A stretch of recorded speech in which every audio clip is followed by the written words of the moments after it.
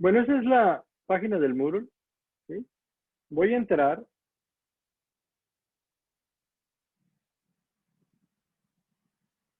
Y bueno, de la información que me da la plataforma, del lado derecho, es el número de usuarios. Tenemos, si se fijan, 333 usuarios en este momento. Son pues más o menos un buen número. Pues vamos a ver cómo está el servidor con esto de la carga tan grande. Entonces, este es mi terminal. Y me voy a conectar al Moodle, ¿sí? Con SSH. La dirección es moodle.itmexicali.edu.mx. Y vamos a analizar un poco acerca de lo que ocurre en la plataforma Moodle. Bueno, ya estoy ahí, ya estoy en el Moodle, ¿sí? Y hay un comando que se llama top, que me permite visualizar cuáles son los procesos que se están ejecutando en el servidor en este momento y cuáles son algunos de los parámetros o variables relacionados con el uso del servidor. Entonces vamos a revisar. Entonces puse top.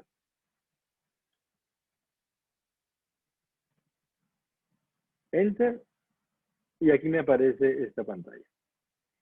Entonces pueden ver alguna información acerca del servidor. Por ejemplo, aquí me indica que se está usando arriba el MySQL-D. La D al final de los comandos o de los procesos significa demonio, daemon en inglés. Vamos a hablar un poquito más acerca de los demonios más adelante. Y bueno, esto que está acá, el Apache, es el servidor web, justamente. Entonces, cada que alguien se conecta al Moodle, por ejemplo, que es un servidor web, el Moodle lo que hace es que genera un proceso o una tarea para atender a ese cliente. Entonces, por eso es que veo tantos procesos Apache ejecutando. ¿Okay? Estoy en el comando, perdón, en el renglón de la derecha. Y bueno, en la parte superior puedo ver algo de información interesante. ¿Sí? Por ejemplo, puedo ver acá arriba el porcentaje del CPU que estoy usando. Y fíjense, a pesar de que tengo muchos usuarios, 300 usuarios, en promedio anda más o menos en 250 usuarios, 300 al mismo tiempo. Fíjense cómo el porcentaje de uso del procesador no llega al 5%, 2.2 y va variando. ¿Okay? Entonces el servidor tiene buena capacidad. A veces pues se pone lento por la red, por ejemplo, pero vean cómo en cuanto a la capacidad de procesamiento, pues tenemos sobrado. Y luego memoria, tenemos 65 gigas. Y fíjense lo que está disponible. 35. ¿Sí?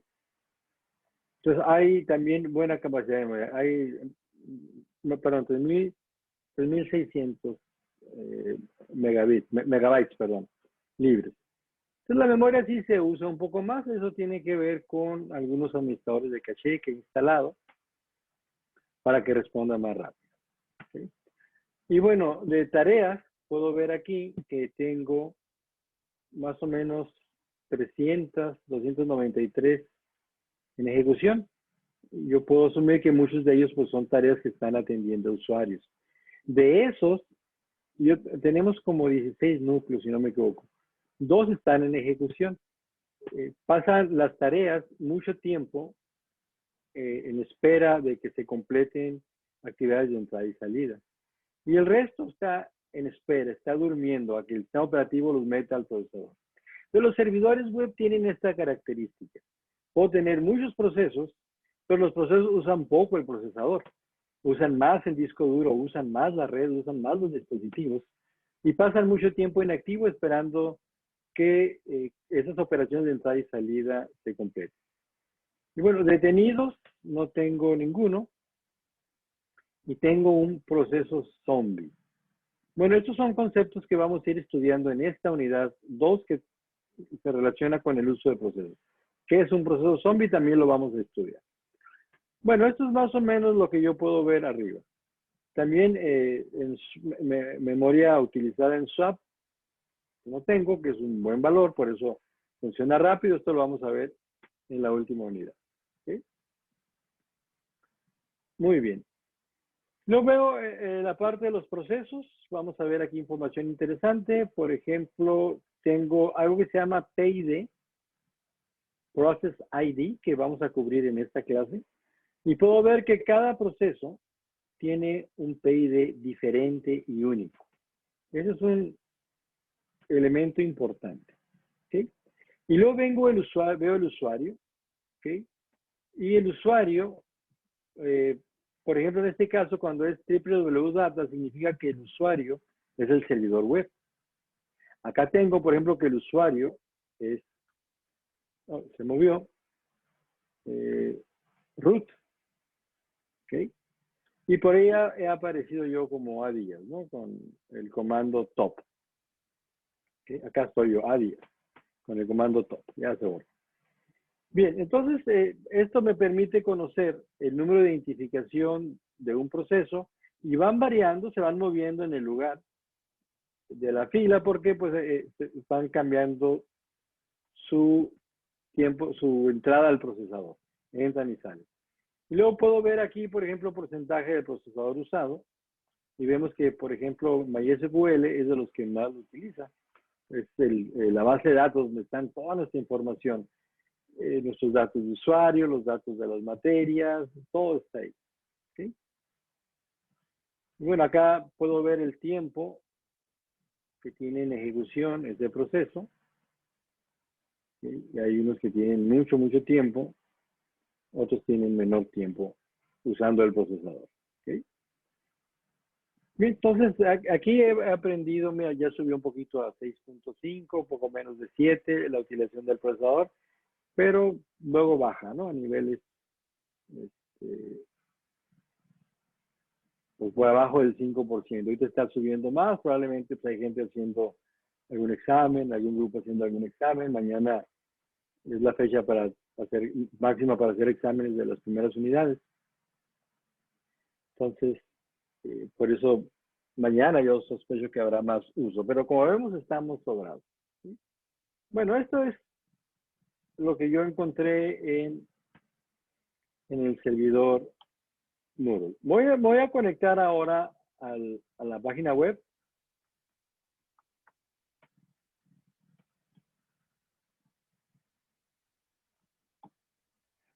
Ejecuto top.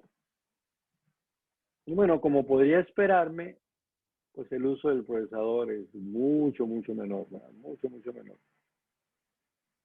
¿Por qué? Porque bueno, luego que hace este servidor es solicitar cosas de los clientes de las páginas web y las envía. Y listo. Acá no se tiene instalado el Apache, se tiene algo que se llama LAMP, que vamos a cambiar. Pues fíjense cómo no llega ni al 1%. Es otro tipo de aplicación y por supuesto, tiene mucho menos memoria, tiene mucho menos capacidades porque el tipo de uso que se le da a este servidor, pues es menor. Y me voy a conectar a un servidor que utilizamos en posgrado para simulaciones que se llama Mesquite.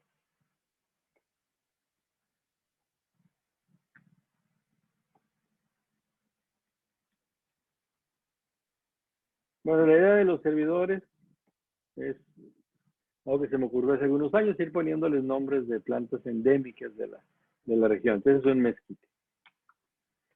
Y bien, aquí está. Fíjense la diferencia. En este servidor tenemos muchos productos de simulación ejecutándose. Y ahora fíjense cómo tengo igual más o menos 300 procesos. ¿Recuerdan? Era más o menos como estábamos en el servidor Moodle. Aquí tengo muchos ejecutándose al mismo tiempo. Allá tenía, si se acuerdan, 2 o 3. Aquí tengo 45. Aquí no tengo procesos zombies, que eso no significa nada. Pero ahora vean el uso del procesador. 93%. Y casi toda la capacidad de procesamiento disponible está usando. Aquí se usa poco el disco duro, se usa poco la tarjeta de red. Estos procesos de simulación pues usan intensivamente el procesador. ¿Sí? Y yo puedo revisar que de la memoria, pero también tengo poca memoria disponible. ¿Sí? La mayoría está siendo utilizada. Y la memoria la mayoría se utiliza en buffer y caché. ¿Sí? Bueno, fíjense la diferencia, ¿no? De los servidores. La diferencia de uso de los servidores. Entonces, si yo soy administrador de los servidores, me salgo de aquí. Lo que yo le ponga de hardware o software tiene mucho que ver con su uso, prácticamente el hardware. Si yo requiero un servidor de archivos o un servidor web, como la página web, pues no necesito ponerle tanto. Si tengo un servidor como el Moodle, cuya demanda crece, en este caso, para dar un buen servicio a los alumnos, es preferible que esté sobrado, que haya de más, ¿no? Porque de pronto hay una carga muy grande y el servidor puede resistir. Y cuando hay un servidor de procesamiento, como el Mesquite, ahí el disco duro me importa menos, pero sí me importa mucho que haya mucha memoria y procesador. ¿Okay? Entonces, bueno, voy a hacer una práctica, voy a hacer un programa en C, le voy a llamar ciclo inf de ciclo infinito. ¿Sí? Entonces, gatito, vamos a poner aquí, en su documentación. Entonces, programa ciclo inf.c. ¿Okay? Objetivo, ejecuta un ciclo de manera infinita.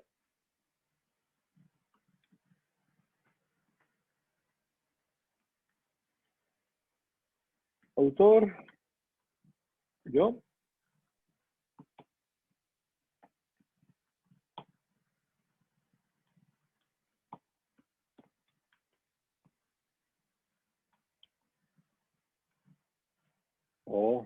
Yo me quiero cambiar de apellido y fecha. Vamos a poner septiembre de 2020. Muy bien, con eso ya he documentado mi código, mi programa inicialmente. Entonces voy a salvarlo.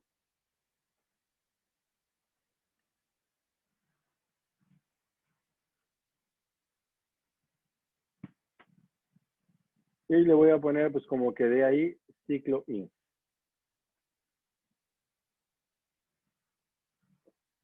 Entonces me voy a mi carpeta programa C y le pongo ciclo in.c.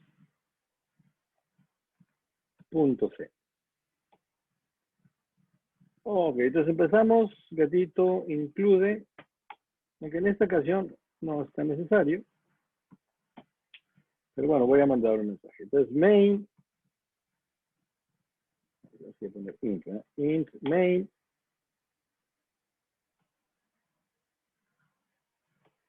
y comenzamos. Printf, iniciando ciclo infinito.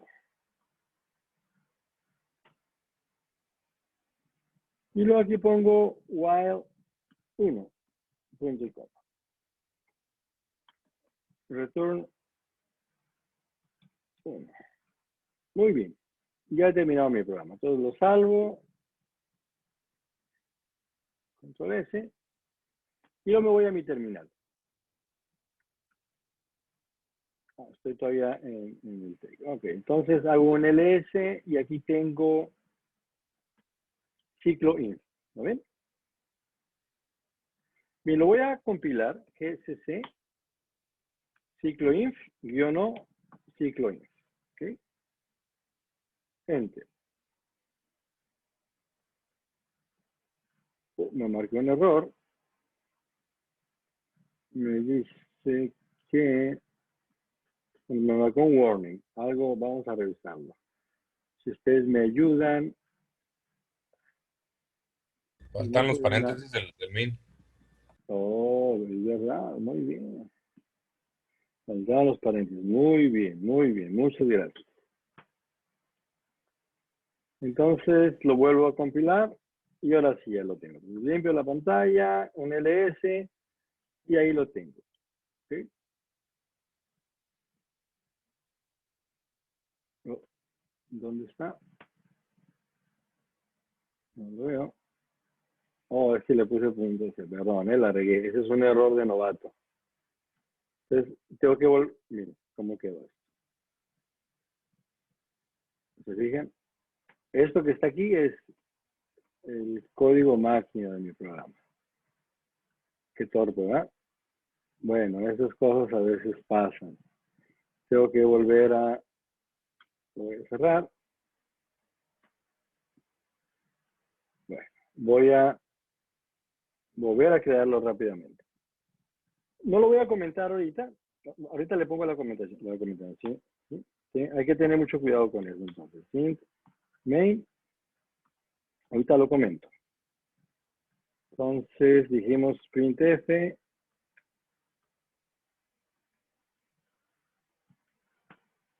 Printf. Lo voy a salvar para que me permita intentarlo y demás. Que sepa que es un programa así. Entonces reemplazo el que ya tengo. Ok, printf, iniciando ciclo infinito. Final inversa n. Entonces dijimos while 1. Acuérdense que el 1 se evalúa siempre como verdadero. Los while son los... Me falta documentarlo, ahorita lo hago. Si quiero comprarlo, pues por supuesto que no, está muy caro. Entonces ahora sí, lo ejecuto, perdón, lo compilo, aquí me equivoqué, return, ahora sí. Bueno, hemos tardado mucho en esto. Oh, iniciando. Que me falta el debido incluido, ¿no?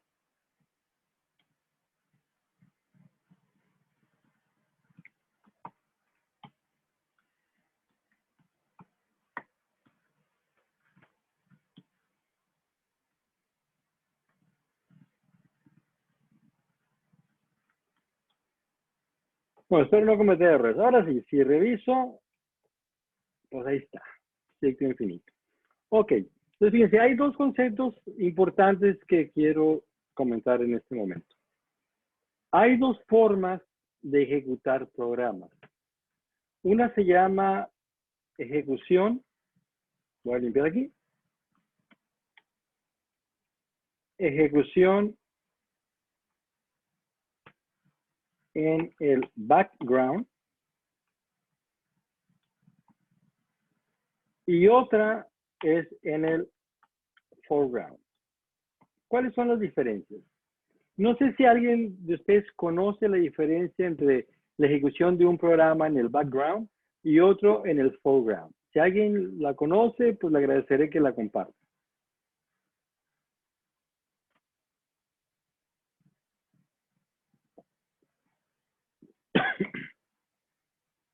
Bien, perdón. Los programas que interactúan con el usuario se ejecutan en el foreground, en la parte de enfrente. ¿Sí? Por ejemplo, esta terminal actualmente se está ejecutando en el foreground. ¿Por qué? Porque estoy interactuando con ella. Puedo escribir y puedo ver los mensajes que me envía. Y me doy procesos que no tienen interacción con el usuario. Imagínense que yo tuviera instalado en esta computadora un servidor web. Además, imagínense que estuviera yo trabajando en el servidor web de la institución, del TEC. El proceso servidor web, que se llama Apache, el que tenemos instalado, bueno, que vamos a instalar, estaría atendiendo a los usuarios a través de la red y no interactuaría conmigo, ¿no? En el background. Entonces, en el foreground. Entonces, ese sería un ejemplo de un programa que se ejecutaría en el background. Aquellos programas que no interactúan con el usuario se ejecutan en la parte de atrás, el background, o en el patio de atrás, ¿no? Y los que interactúan con el usuario se ejecutan en el foreground. Entonces, yo les comentaba que hay algunos procesos que tenían la D, ahora que vimos el top, de demonio. Un demonio es un ejemplo típico de un programa que se ejecuta en el background, porque no interactúa con el usuario. Piensen en un antivirus. Un antivirus en ocasiones o casi nunca interactúa con el usuario, a menos que yo quiera configurar parámetros, pagar una nueva suscripción o ejecutar manualmente una revisión de mi disco duro, de un dispositivo nuevo. Pero esos procesos cuando se arranca la computadora están ejecutándose de manera permanente, sin que interactúe, sin que me dé cuenta. Es un proceso que se ejecuta en el background. ¿Okay? Entonces, hasta ahorita, todos los procesos que hemos ejecutado nosotros se han ejecutado en el foreground, porque interactúa con ellos. Entonces, si yo ejecuto el programa de ciclo infinito en el foreground, como no tiene interacción conmigo, se va a quedar la terminal sin poder usarse. No me va a permitir ya ejecutar ningún otro comando. ¿Por qué? Porque yo lo quise ejecutar en el foreground.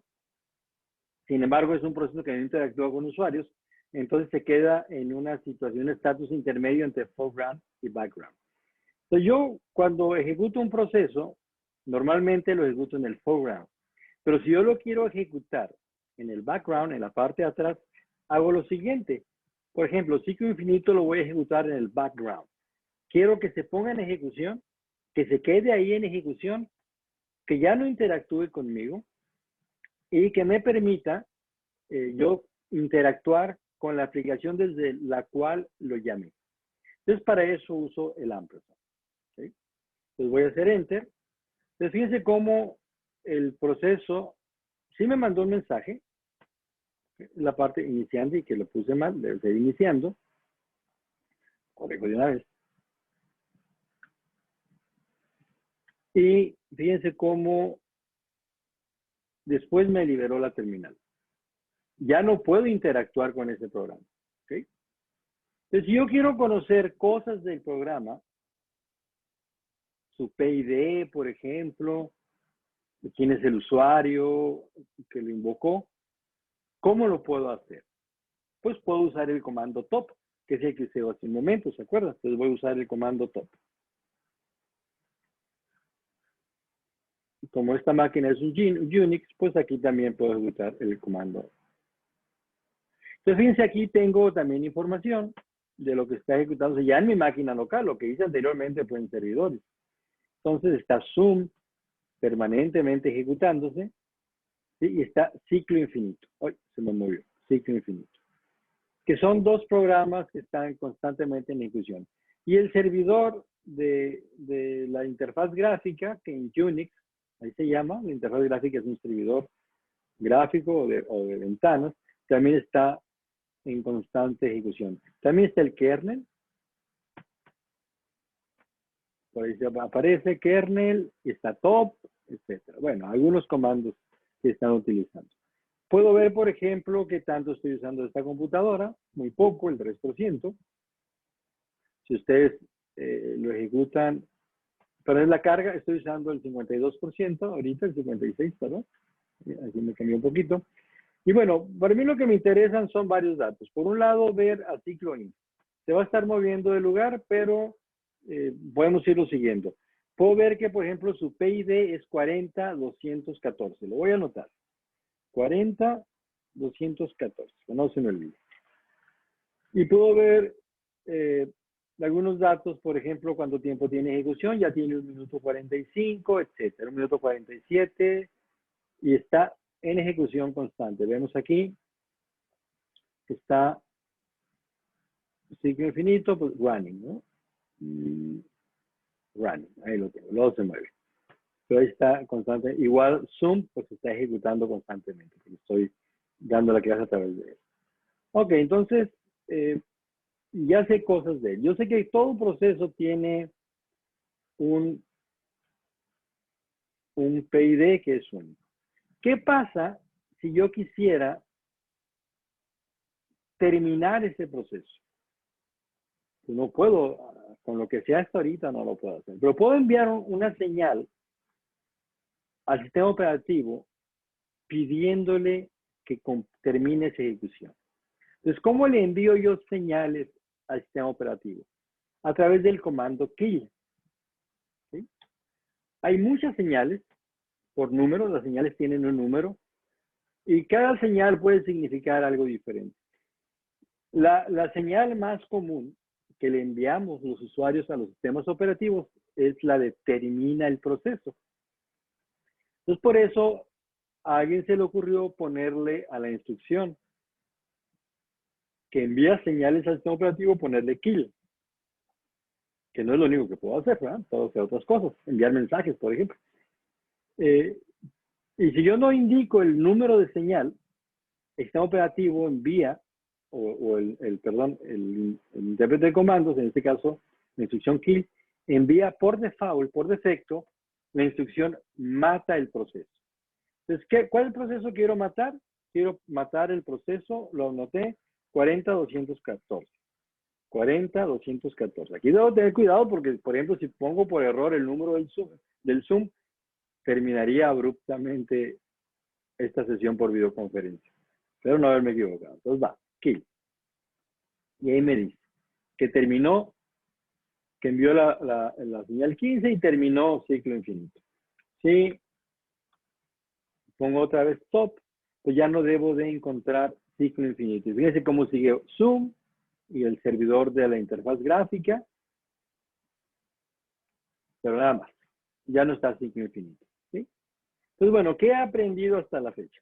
Bueno, he aprendido, además de que yo tengo que entender muy bien para qué voy a usar un servidor o una computadora para determinar qué recursos de hardware ponerle. También he aprendido que el sistema operativo asigna a todo proceso un PID único. ¿Sí? Y que yo puedo solicitar la terminación de ese proceso a través del comando kill, seguido de su PID, y el sistema operativo, una vez que recibe ese proceso, perdón, esa señal, termina el proceso. ¿Okay? Bueno, ¿qué es un proceso? Un proceso, lo veíamos en uno de los videos de la clase, es un programa en ejecución. En la próxima semana ustedes estarán visualizando videos donde explico un poquito más qué ocurre cuando un programa se convierte en proceso. Ocurren muchas cosas en las que se involucra el sistema operativo. Entonces voy a regresar a mi programa y fíjense lo que voy a hacer. Voy a poner una nueva instrucción que se llama fork. ¿Ok? Punto y coma. Esta instrucción la vamos a ver con detalle en el curso. Van a hacer algunas tareas con fork. Lo que hace es crear un proceso. Entonces, se crea un nuevo proceso. Entonces, lo que va a ocurrir es que se va a crear una copia idéntica a este proceso. Imagínense que yo fuera un proceso y que de pronto en mis instrucciones, en mi cerebro, que está en el conjunto de instrucciones, que es como mi memoria y mi procesador, hay una instrucción fork. Entonces, lo que va a ocurrir es que yo me voy a duplicar. Y así exactamente como estoy vestido, con el mismo corte de pelo, así como estoy en este momento, me duplico. Y en ese ser duplicado, yo voy a estar frente al monitor, igual que estoy yo, aquí sentado a un lado, haciendo lo mismo que estaba haciendo. ¿Sí? O sea, voy a duplicarme cuando ocurra fork. Y lo que mi clon y yo vamos a hacer a continuación es justamente las instrucciones que siguen después del fork. ¿Okay? Entonces, si yo pongo el fork antes del while infinito, del ciclo infinito, lo que va a ocurrir es que ambos procesos se van a crear y van a ejecutar la siguiente instrucción, que es while 1, y van a las dos ejecutar un ciclo infinito. ¿Sí? Eso es lo que va a ocurrir. Entonces, vamos a comprobarlo. Ya he salvado el programa, me regreso, limpio mi pantalla. Entonces, lo que hago ahora es compilar. Ok, me dice que esa instrucción no la reconoce. No sabe quién es. ¿Por qué no sabe quién es? Pues porque me falta el include. ¿Sí? El include correcto. Entonces voy a poner include stdlib.h. Es el conjunto de bibliotecas estándares de C. Y vamos a ver si me deja. Y me sigue marcando error. Entonces, ¿cuál es el include que yo tengo que poner? Bueno, esto es común que nos ocurra. ¿Ok? Entonces, ¿qué hago? Pues abro mi navegador y pongo header to use fork en C. Vamos a ver qué me marca. ¿Sí? Entonces, cuando yo utilizo una nueva función y no sé cuál es lo que yo tengo que poner como fork, pues lo busco.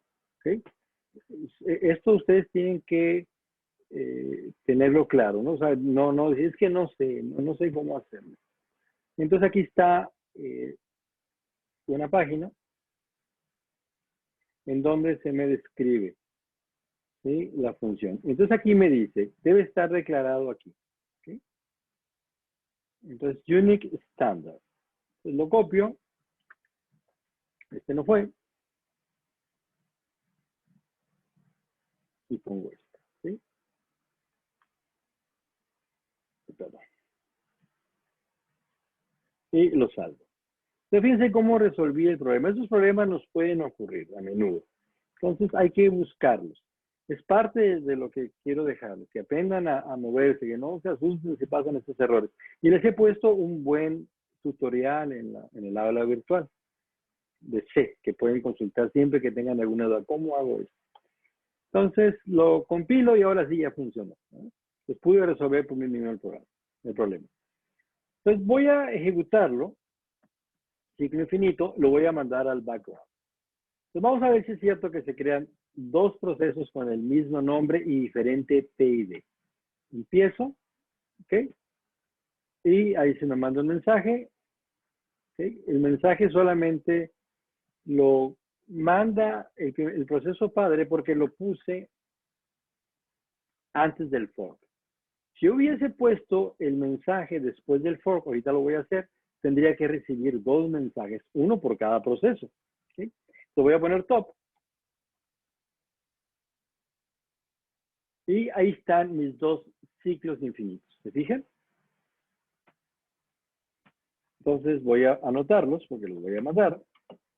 Uno es 40256 y otro es 40257. ¿Sí? Entonces los mato. Kill 40256, 40257. Y hago un nuevo top y ya no están ahí. Okay, vamos a hacer el cambio que les comenté hace un momento. ¿Qué pasa si yo pongo esa instrucción print después del fork? Yo lo que debo esperar es que cada proceso, como va a ejecutar las mismas instrucciones que están después del fork, va cada proceso a imprimir ese mensaje y por lo tanto tendría yo que tener dos mensajes. Vamos a ver si es cierto. Entonces, vuelvo a compilar.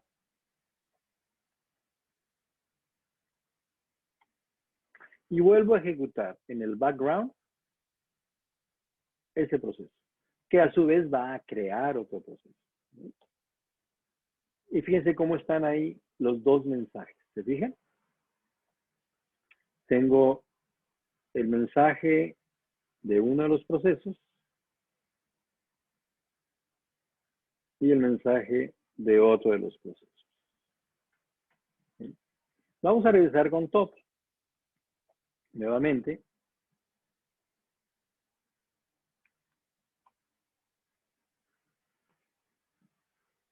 Y ahí están mis dos procesos ciclo infinito. Fíjense cómo les dio un número diferente. La vez anterior fueron 40, 256 y 257.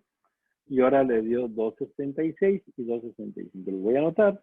40, 266 y 40, 265. ¿Sí? Los voy a matar ahorita porque si no, pues me están consumiendo ciclos de capacidad de cómputo de mi computadora, que por sí no es muy nueva. Pues 40, 266, 265 y 40, 266. ¿Sí? Y verifico con top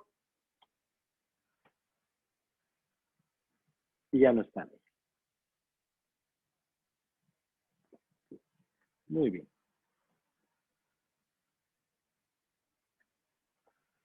Ok, entonces, ¿qué vimos hoy? Esta es una introducción a los procesos. Vamos a entretenernos mucho tiempo en esta unidad trabajando con procesos. Por lo pronto, recordamos que un proceso es un programa en ejecución, ¿de acuerdo? Y que los procesos pueden clonarse, pueden crear copias de sí mismos, ¿sí? Para diferentes fines. Si ustedes recuerdan, voy a conectarme muy rápidamente al Moodle. Voy a compartir de nuevo la pantalla. Denme un segundito.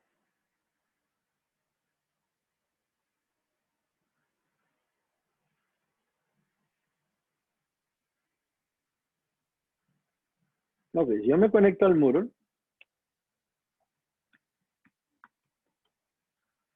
y pongo de nuevo top, voy a encontrar del lado derecho que hay muchos procesos que se llaman Apache 2. ¿Okay? Bueno, estos procesos son algo similar a lo que hice hace un momento. Cada que un cliente, cada que uno de ustedes o de nosotros nos conectamos al servidor Moodle, el sistema operativo recibe notificaciones del Apache para crear procesos que nos atiendan de forma exclusiva. ¿Sí? Así como ustedes veían varias instancias de ciclo infinito en la última columna, aquí podemos ver varias instancias de Apache 2. Entonces, ¿qué es lo que está ocurriendo aquí? Pues que igual puedo asumir que de alguna forma se están haciendo copias del proceso Apache, clones del proceso Apache, para atender de manera más eficiente a los usuarios. Entonces, si hay 30 usuarios, pues pueden crearse 30 procesos para que me atiendan de forma simultánea. Y esto tiene sentido porque si ustedes recuerdan, se usa poco el procesador. Entonces puedo tener muchos procesos porque tengo mucha capacidad de procesamiento disponible. Entonces, eso hemos aprendido. Que en muchas ocasiones puede convenir crear copias de un proceso para hacer cómputo en paralelo. ¿Qué significa? Atender a varios usuarios al mismo tiempo. Eso es hacer cómputo en paralelo. O, por ejemplo, hacer un cálculo matemático, una simulación, en diferentes partes del proceso, o sea, dividir la tarea en diferentes partes y cada parte la haga un proceso. Entonces vamos a ver que hay muchas ventajas y se utiliza mucho el tener aplicaciones para cómputo paralelo o multiproceso. También vamos a aprender a comunicar a los procesos entre sí. ¿Qué pasa si un proceso quiere informarle algo al otro proceso? Decirle, por ejemplo, ya terminé, o estos son los resultados que generé. Pues vamos a aprender cómo podemos enviar información entre los procesos, que es algo muy, muy importante. Cuando yo me conecto a Instagram, a Facebook o al Moodle, estoy comunicando procesos. El proceso que está en mi computadora se llama cliente y el proceso que está en el servidor se llama servidor. E intercambian información, por ejemplo, subo mi tarea o subo este video. Entonces, vamos a ver cómo comunicar procesos que están en diferentes computadoras y que puedan enviarse información a través de Internet. Pero también vamos a aprender cómo comunicar procesos que están en la misma computadora. ¿Sí? Por ejemplo, veíamos que el Moodle se comunica, el Apache se comunica con el administrador de base de datos. ¿Para qué? Por ejemplo, para almacenar las tareas que yo he subido. ¿Sí? Entonces va a ser una unidad muy interesante. Va a ser una unidad donde ustedes van a aprender cosas, pues digamos que muy útiles, ¿no? Y que tienen mucha utilidad, que se utilizan mucho en la computación moderna.